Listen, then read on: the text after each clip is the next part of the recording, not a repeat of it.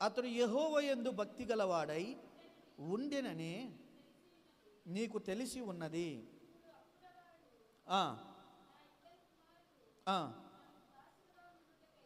అమ్మ, ఈ వచనం మరలా చదువుదాము. మొదటి వచనములో మనం ఏం చదువుకున్నాము అని అంటే, మొదటి వచనములో ఒక విధవరాలు ఉందండి, ఒక స్త్రీ ఉంది. ఆమెకు ఒక మంచి భర్త ఉన్నాడు.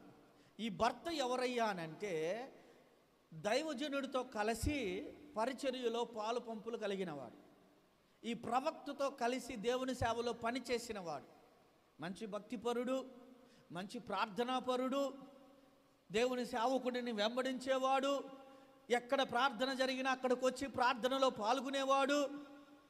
అయితే ఒకరోజు ఏం జరిగింది అంటే, అనుకోకుండా భర్త గారు చనిపోయాడు.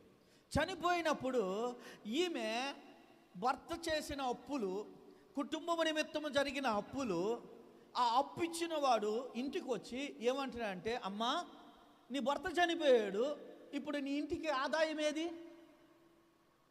నువ్వు పని చేస్తే ఆదాయం, ఒకవేళ నువ్వు పని చేసినా మీ భర్త చేసిన అప్పును నువ్వు తీర్చగలవా అంటే తీర్చలేవు. అందుకు నువ్వేం చేస్తావంటే, నీ 2 కుమారులను నా దగ్గరికి పనిలోకి పంపించు. ఆ అప్పు తీరేంత వరకు నీ 2 కుమారులు నా దొడ్డిలో కట్టు బానిసలుగా పనిచేస్తారు, దాసులుగా పనిచేస్తారు. నీ బిడ్డలను నాకు ఇచ్చేసేయి. ఈమెకు బిడ్డలను పంపించటానికి ఇష్టం లేదు, బిడ్డలను ఇవ్వటానికి ఇష్టం లేదు.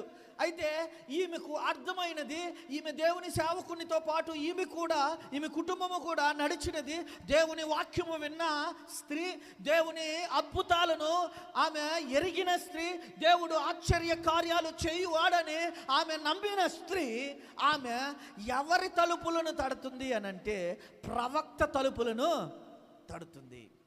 ప్రవక్త ఎక్కడ సేవ చేస్తున్నాడో అక్కడికి వెళ్ళి ప్రవక్త తలుపులను తడుతుంది.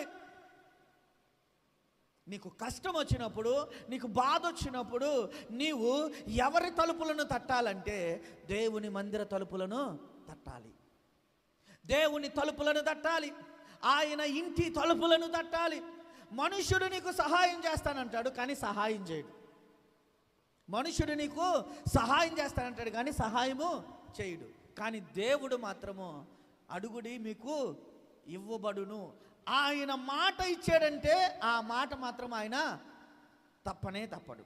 ఆయన మాట ఇచ్చాడంటే ఆ మాటను ఆయన నెరవేర్చేవాడు. హల్లెలూయా.